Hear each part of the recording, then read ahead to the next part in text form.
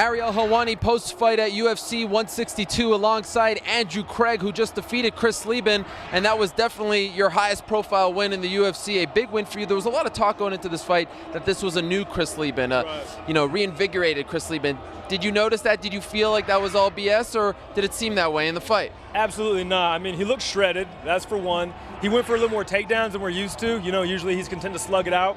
I know, I keep up with Leben. I've been a fan of his since before I got into sports, since I was in college. So I know that a move to Alliance was big for him. And it's funny, in the locker room when I was getting taped up, we were talking about Chris Arreola and how he had always been this guy who was successful just kind of being a scrapper. Then finally got his act together, got all shredded, lean, 6 foot whatever, 240, and started losing fights. And not that that's the case with Leben, but I was ready for whatever he brought.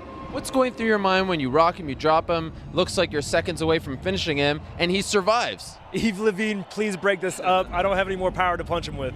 So you just tried to survive at that point and rest of the fight? After I dropped him and he got back up, I tried for a few more, Hail Mary knockout shots. They weren't there, so I tried, I'll take him down and get a submission. Nobody's gotten a submission yet. Maybe I could get submission tonight. Everybody's been getting knocked out. So that didn't work out either.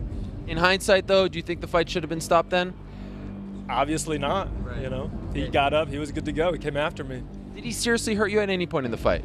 I mean, everything hurts. I'm hurting right now. Leben's one of the few guys that does foot stomps. He does them very effectively. I got high arches. It hurts like crazy.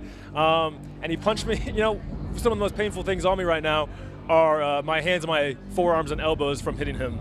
There was some talk that he might be out of the UFC if he lost this fight. Is that something that you relish? Is that a feather in your cap? Definitely not, man. I hope he sticks around. I hope he wins his next fight in the UFC. I love watching the guy fight. I want to see him fight in the UFC. He's a fan favorite. I mean, just for me, I made a name. The social media that came at me because I was fighting Leben was out of this world. I think he's a great guy, better fighter. I'd love to see him stick around. And for yourself, you're coming off a loss, right? And it's always interesting to see how people rebound from losses. How did you feel going into it mentally as opposed to when you're on a winning streak? I felt more invigorated, more motivated. I had never lost before. Since I started fighting in 2009, I had won 4 amateur and 8 professional. So it was something new to me, and I think it, kind of lit a fire under my ass and got me going. Now what are we going to do with the hair here? What's the plan? I like the long hair, but you got to row it up if you're fighting. I fought in Nogan, Australia, and it was my first time to have long hair. I ponytailed it. It lasted for about 30 seconds. So, I'll probably keep it riding for a little longer. I started my career in 2009 with a shaved head, so we'll see. I might bring it back. Hey, it works for Uriah Faber, so you might as well run with it. Congrats. Sort of successful. Congrats on the big win. Thank you.